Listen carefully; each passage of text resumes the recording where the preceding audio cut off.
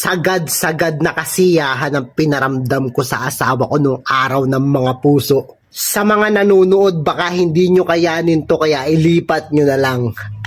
Last year, February 14, Valentine's Day.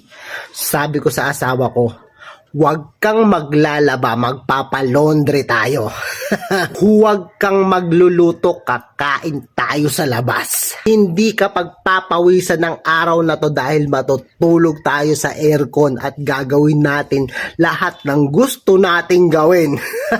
Nung natapos yung February 14, nakangiti siya, abot tenga. Sabi niya, hindi ako mali ng pinili ko. Alam mo na, February 15, sahod na. Sabi sa akin ng asawa ko, asan na yung sahod mo? Sabi ko sa kanya, di ba lumabas tayo? Aircon tayo natulog, kumain tayo sa labas. Palondre tayo, ba't hinahanap ko pa? Di ba unfair? February 14, sagad yung saya niya. February 15, sagad yung galit niya. Sa labas ako natulog. Hindi dapat ganun, di ba? Dapat naunawaan na ninyo yun. Dapat...